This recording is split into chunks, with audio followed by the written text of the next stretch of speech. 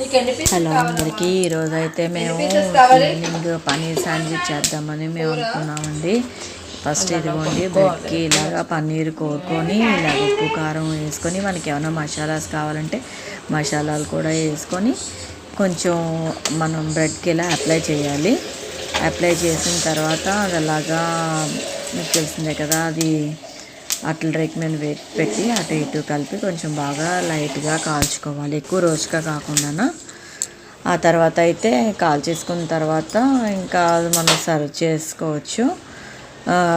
Next ఈరోజు అయితే నేను చాలా వీడియోస్ అవి పెట్టానండి, చూడండి ఒకసారి నా ఛానల్కి వెళ్ళి చూడండి. లాంగ్ వీడియోస్ పెట్టాను, షార్ట్స్ కూడా పెట్టాను, రెండు చూసి ఎంజాయ్ చేయండి. ఒకదానికొకటి వేరియేషన్స్ అవి వేరువేరుగా ఉన్నాయి.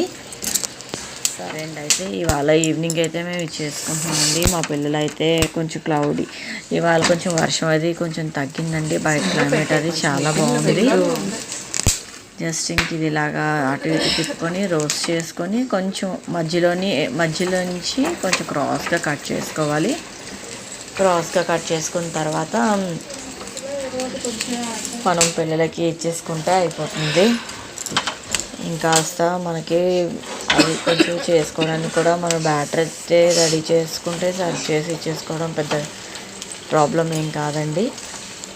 నేను ఇంకా చాలా వీడియోస్ పెట్టానండి, వీడియోస్ వ్లాగ్స్ కూడా పెడుతున్నాను, ఒకసారి నా ఛానల్లోకి వెళ్ళి చెక్ చేయండి.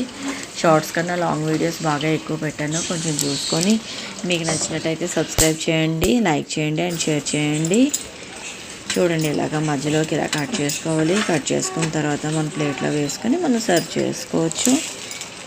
ఇంకా ఈరోజైతే ఇంకా చాలా మాకు క్లైమేట్ అది కొంచెం బాగుంది, కానీ నేను ఇంక ఇవాళ క్లాత్స్ వేయలేదు, రేపు అయితే ఇంక వేసుకుంటామండి.